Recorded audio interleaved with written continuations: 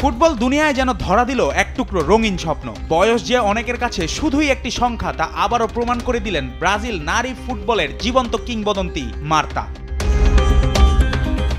Paris অলিম্পিকের সেই ফাইনালে যুক্তরাষ্ট্রের কাছে হৃদয় ভাঙা বিদায়ের পর অনেকেই ভেবেছিলেন ব্রাজিলের জার্সিতে আর দেখা যাবে না এই 6 বারের ফিফা বর্ষসেরা ফুটবলারকে, কিন্তু না, 39 বছর বয়সেও আবারও ব্রাজিল দলে ফিরলেন তিনি, যেন নিজের ক্যারিয়ারের শেষ অধ্যায়টাকে রাঙিয়ে তুলতে চান নতুন কোনো রূপকথার ছোঁয়ায়। কোচ আর্তুর ইলিয়েসের ডাকে অবসর ভাঙলেন মার্তা। জাপানের বিপক্ষে দেশের মাটিতেই 30 মে এবং 2 জুন খেলবে ব্রাজিল নারী দল, আর এই দুটি ম্যাচের মাধ্যমেই কোপা আমেরিকার প্রস্তুতি সারবে দলটি। মার্তার ফেরার পিছনে শুধু মাঠের পারফরমেন্সই নয়, তরুণদের অনুপ্রেরণা হিসেবেও তাকে গুরুত্ব মনে করছেন কোচ ইলিয়েস। মার্তার নামের পাশে লেখা রয়েছে বিশ্বকাপ ইতিহাসের সর্বোচ্চ 17 গোল, পুরুষ মহিলা মিলিয়ে একক রেকর্ড। ক্লোসার থেকেও 1 গোল বেশি। অনেকে তাকে স্কার্ট পরা পেলে নামেও ডাকেন, যিনি গত মৌসুমে অরল্যান্ডো প্রাইডের হয়ে জিতেছেন MLS শিরোপা।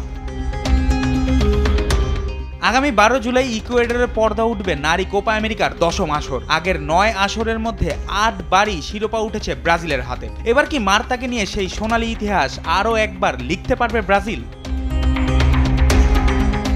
ফুটবল প্রেমীরা জানেন ইতিহাস বারবার লেখা হয় না, কিন্তু মার্তা যেন সেই বিরল ব্যতিক্রম। অপেক্ষায় ফুটবল বিশ্ব, হয়তো আবারও মাঠ কাঁপাবেন ব্রাজিলের জার্সি গায়ে চিরসবুজ সেই 10 নম্বর। জুবায়ের নূর, স্পোর্টস ডেস্ক, দেশ টিভি।